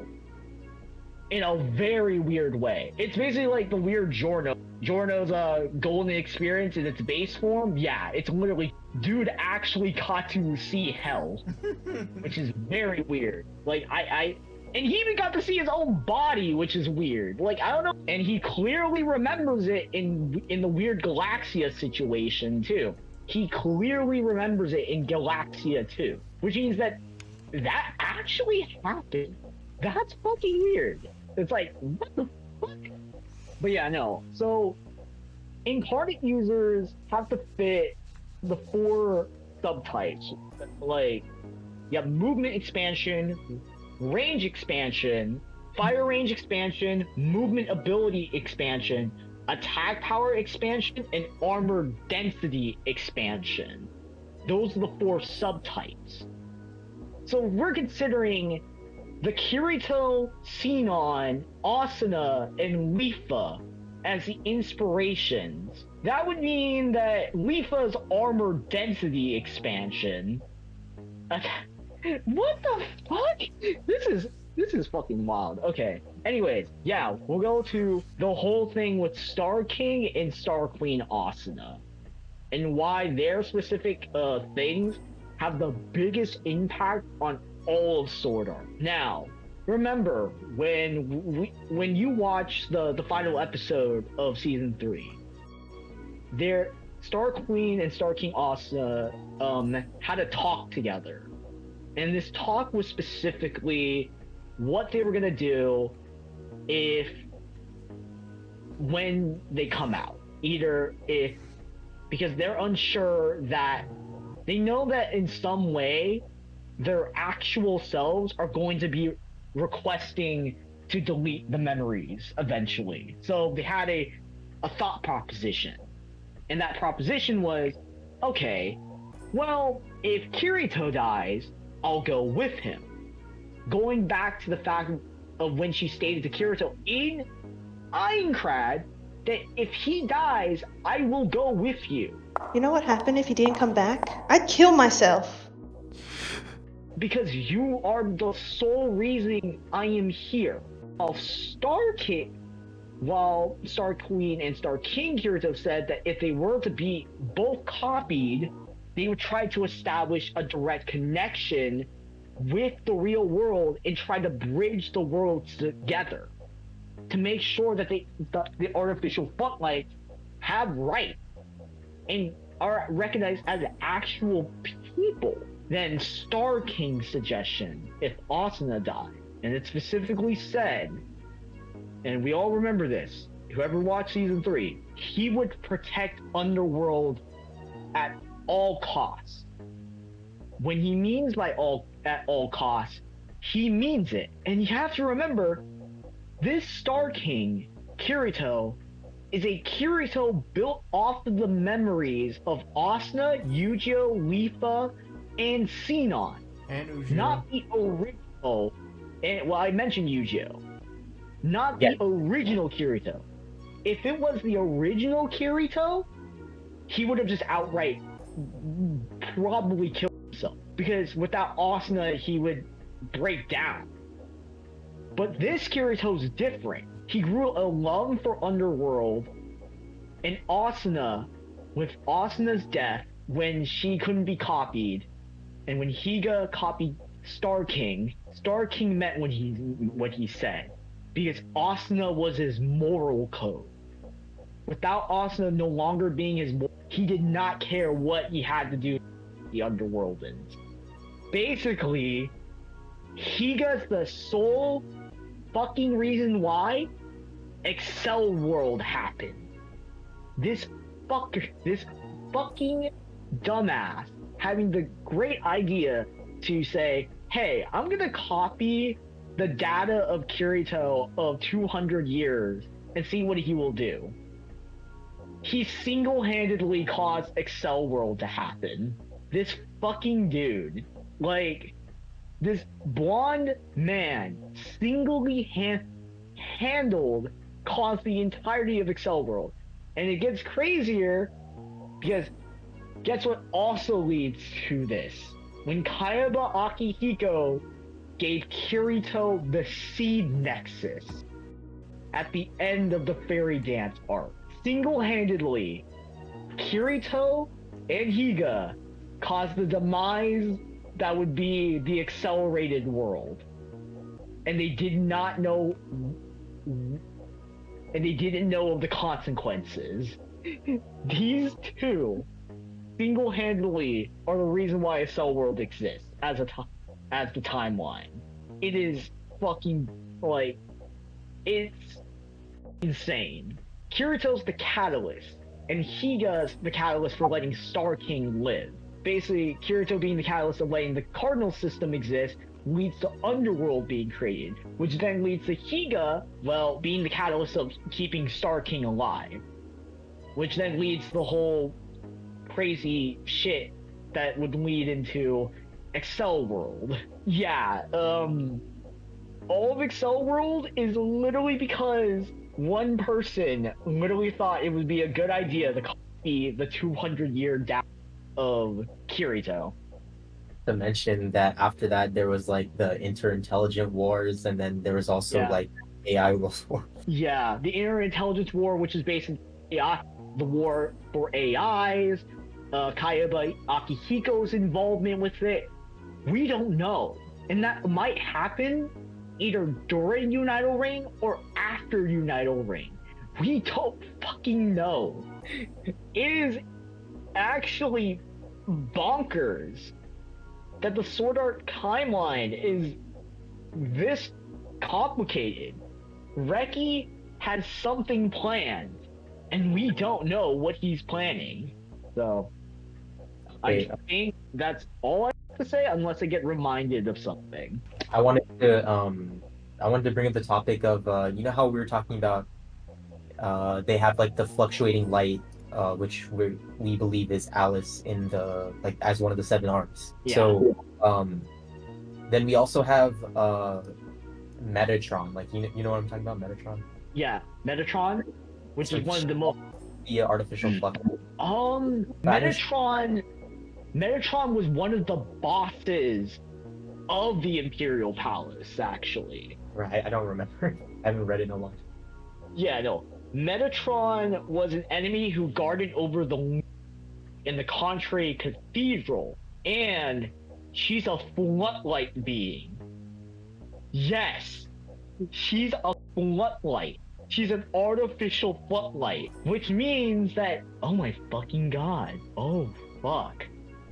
Because as soon as I saw that, I was like, we really linked Alice's, like when I read that back in like, I don't know, 2018, 19, it was like, I was like, how linking SAO with, and then later on they brought in the fluctuating light and... Could Alice and Klein be the 2 unknown abilities for Accel World? That's actually crazy. That she might be one of the second lasting artificial floodlights, besides Horiyuki Hime and Alice. Oh my fucking god. What the fuck? Wait, there's another artificial floodlight. That's Nyx. who was in Infinite Burst, and she's actually canon. That is true. There are 4 artificial beings that are still left in the world. Holy shit. Dang, bro. I don't even remember the movie though. I forgot that Nyx existed. Yeah. I didn't even consider that Nyx was an artificial footlight. Okay, so it says that Administrator A had to be like an AI too. Oh my fucking god. Wait a minute. Okay, I just saw this. Okay, Administrator B. Okay, however, he couldn't release the games immediately. He had to first wait until children highly compatible with soul translator technology appear. In other words, for children who have worn neural since birth. Wait a minute. I'm having a thought. What if fucking Kirito created the neural linkers prior, but those neural linkers didn't have the full capabilities to exploit its actual true power? The power to use incarnation freely. So he had to wait until there were specifically children that was installed with the neural linkers on birth, which would become the generations known to play the accelerated worlds. That means Kuruyuki Hime, Haruyuki, and all of these other kids are incarnate users.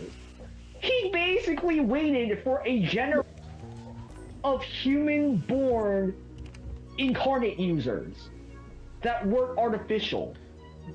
What the fuck? Remember, it ties back into my earlier comment, like way back. It's just like Kirito, like he's literally fighting it with the theory that we were saying before. Administrator A is stalking Kirito.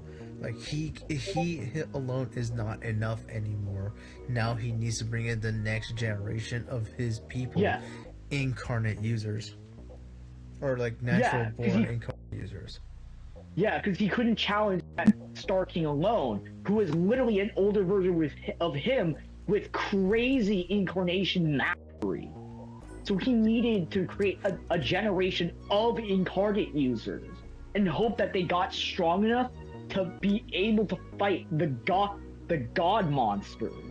Okay, so now here's the lore of the games. Accel Assault 2038, also known as AA, was the first Accelerated World games. Accel Assault was a high-speed shooter that valued player duels, aka PvP as the main aspect. Players of this game were known as Assault Linkers. Accel Assault was allegedly terminated because of excessive fighting and hostility between the players. Brainverse 2039, also known as BB, is the second of the Accelerated World games. Brainverse is a combination of both PvP and PvE, and is the focus of the Accel World series. Players of this game are known as Burst Linkers. As of now, Brainburst has not yet been terminated. However, the Apocalypse God Tectalipoca has already been released. As such, the end of the Brainburst may be drawing near. Oh shit! Yeah, Accel World's almost fucking done. Oh my god. Cosmos Corrupt 2040. Cosmos Corrupt 2040, also known as CC, is the third of the Accelerated World games. Cosmos Corrupt was a hack and slash fighting game that valued enemy hunts, aka PvE, as the main aspect. Players of this game are known as Corrupt Linkers. Cosmos Corrupt was allegedly terminated because of excessive harmony and peace between the players. Oh, that's weird. What? Okay. Dread Drive 2047, the fourth game, glimpsed like Silver Crow in the highest level. It is revealed at the end of Volume 26. The fourth game is relatively isolated from AA, BB, and CC. While AA, BB, CC are quite close when viewed from the highest being layered together, the fourth game is very, very far away from the cluster of these three games. The highest level is accessed by Metatron, Silver Crow, Black Lotus, No Fairy, Skyraker, Amaterasu, Rose Mill Lady, and White Cosmos, specifically certain enemies and certain players have accessed this area. The ruthless efficiency of the artificial intelligence administrators is similar to that of the SAO's Cardinals. Wait. I'm having an even crazier theory on who Administrator A is. What if Administrator A is literally the Cardinal system? Or Star King Like- using the Cardinal system Like a personification of the Cardinal system. Yeah, a true personification of the Cardinal system. An But that's incarnation of the Stargate. Cardinal system. An incarnation of the radius of the fucking... What the fuck? This is fucking even more insane. Bro, how many times have we said incarnate? Or incarnate? Take a drink every time we say incarnate, future edit. Future edit.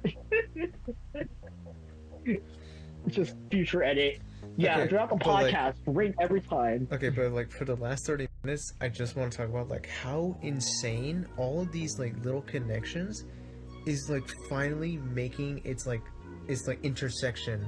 Bro, this podcast is like a murder board of, or like a case board of like SAO and Accel World like correlations. Like we're literally, it's crazy how we're linking everything. Like, Yeah, like, and the crazy part, Sword Art's on volume 28, and Accel World's on volume 27. The only reason why Sword Art's on volume 28 is volume 22 was dedicated to side stories. So when we really think about it, volume 28 is actually volume 27 of Sword Art. Holy fucking shit. But yeah, no, Quinella's dead. She's That- weirdly dead. That is Yeah. that is true, yes. Yeah. So she can't really do anything now. To also focus on like how insane fucking Reki Kawahara was doing. Like, how much did he know how much he know he was gonna do this? How much was he cooking? Yeah, because he had both a web novel Accel World and a web novel Sword Art. So he had way too many things already super tied together. He just needed to make one more extra thing that would connect everything together when the time was right. This dude has to have a master plan, and I don't know what it is. So, any questions? Well, here's the thing. How did can we kind of like go in depth about how like you know when Kirito is fighting Vecta, he gets advice from like Broccoli, an administrator, that you basically saying that he can't be directing a blade with murderous intent towards Vecta. He has to be so like how were Broccoli and administrator able to give him advice? so, and there's also Cardinal that was there too. I think the idea of what was going on was, okay, so if we know how both the Blue Rose and the Night Sky Sword works, which Kirito did use Blue Rose, he only used it to we don't know the full capabilities of the Night Sky Sword in its, like, literal, ultimate, full control, like, release recollection. We don't know what its actual true capabilities are, because every time he has used it is with Incarnation boosting its power.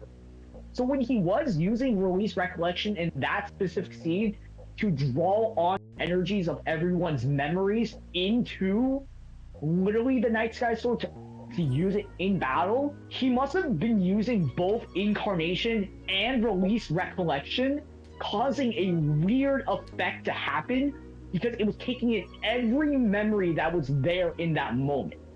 So it basically reconstructed a version of Quinella, a version of Cardinal, a version of Broccoli, and a version of Shasta and Lipia to fucking appear to give him the fucking advice that he needed. Because he knew that, because I guess in a weird way, they're also doing the weird Yu-Gi-Oh! Spirit phenomenon. Just not in the way how Yuki and Yu-Gi-Oh! work. Where Yuki is built off of the memories that Austin and Yu-Gi-Oh's the leftover data. It's kind of the memories of everyone's collective consciousness combined into one singular, like, empowerment. Didn't I think Quinella that- and Berkeley both hold at least one of Kirito's blades at one point? I think it was Quinella no. that did, but not Berkeley. Yeah. Did he touch the Blue Rose sword when he was fighting Yu-Gi-Oh? No, but Bercoli has actually seen the Blue Rose Sword before. I'm probably thinking that if I'm going with the other theory, is that he literally just, like, that moment was so much intensifying, like, incarnation, more incarnation than anyone has done, that it did something that was practically fucking impossible. He brought back the dead temporarily. Like, they came to him. Because they knew that if he were to go into this fight in the way that he was going in that moment, he would have fucking lost. And it's weird because it's both in the anime and in the light novel. They all up here is very much confirmed that they were speaking to him. Straight up. So it is like such a fucking scene, because I also have to remember their specific lines that they were giving to him. And In you know that what? scene. Hold on. You Let think- me go find the specific line scenes and read off. Do you think, I feel like maybe the time that Kirito used, like, all of Underworld's citizens, like, incarnation and willpower to defeat Vecta, maybe that gave him the idea that, okay, I'll create, Accel Assault, Brain Burst, and Cosmos Corrupt, and I can use, like, these kids with incarnation to help me defeat a superior foe who also has a shit ton of incarnation. Yeah, it was also similarly built like how Unito Ring would have been. Kirito thought that with his first idea with a cell assault is that he was hoping that he can get a whole group of very powerful gun-based PvP players to join it, but they were super hostile towards each other, so that ended the game early. That was allegedly what had happened. Allegedly. In Cosmos Corrupt, everyone became too peaceful with each other, so the game closed down. But then Brain Burst, it was a combination of both premises, and it didn't shut down, except for Tezcali Pokta showing up. And then, well, and it is an alleged thing. Somehow, I'm gonna read this about Tezcali Pokta. When the accelerated world was first created, the artificial intelligence administrator realized that there was a problem. In the event that one of the 3 trials of Accel Assault, Brain Burst, or Cosmic Corrupt was deemed a failure and terminated, it was standard protocol to expel the players from the world, deleting the program, and suppressing their memories. However, the AI administrator did not have to do this. Nevertheless, the devious AI found a solution to create an entity so powerful enough to do the job for it. And so, the god of apocalypse, Tezcali Pokta, was born. The most powerful entity in the entire accelerated world, created for the sole purpose of ending the world. Once Tezcali Pokta is unleashed upon one of the games, AA, BB, and CC, the end of that world would begin, initiating the apocalypse. The first and third trials, Accel Assault and Cosmos Corrupt, had already been destroyed by the hands of Apocalypse god Tezcali Pokta.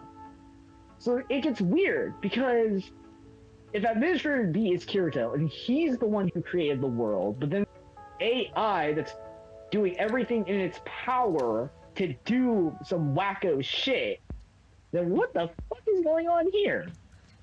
Also, I weirdly just remembered in yesterday's episode when I vaguely remembered like we were talking about like the apprentices that Kirito and Ujio had, and how Stark and Kirito was making like a protege type of Ujio. Yeah. I just remember that. Oh god. Oh no, that would have been fun. But no, but Aolin's a real good person because now he's also being influenced by actual Kirito too. So his influences are starting to change too, but he's still dedicated to Star King. Really dedicated. Okay. Also, you want to see what Aolin looks like? I think this is your first time that you'll ever actually see the guy himself, too. His name is fucking difficult to spell. Here we go. Here's Kisei, Ranier, and Aolin. Oh, Kisei and Ranier are still alive. Well, yeah, they're still from alive. this picture. Yeah, deep freeze. They went under deep freeze. There's Aolin. He looks literally like Yu-Gi-Oh! It is so uncanny. This fucking dude literally looks like, and they still haven't yet to explain why his existence is the way he is. They gave him like the last name Herlins, just like Bercoli. Yeah, because he got adopted into Bercoli's family. So like, we still don't know yet. But yeah, no. Going. I was gonna say useless SAO trivia facts. In Aincrad, Kirito tried to wield 3 swords by having the third one in his mouth, but complained often that it felt like his teeth were going to break holding the sword. Yeah. Okay, so the first one is Shasta. Shasta's the one who told him to cast away his murderous intent because his soul cannot be slashed by an incarnation of murder since it's empty. Bercoli tells Kirito to not have any fear. The literal weight of the world rests on his shoulder, which is not literally, but because he has the collective memories of everyone in those swords, both Night Sky and Blue Rose, it is literally the weight of the world, just not the actual weight of the world. Quinella basically tells him, show me the strength of the willpower that you inherited from myself. And Cardinal, what she tells him, is for him to believe in the hearts of the many people who you love and who love him. That's what gave him enough fucking firepower to literally end. Because he was just going to end it in a normal Starburst stream.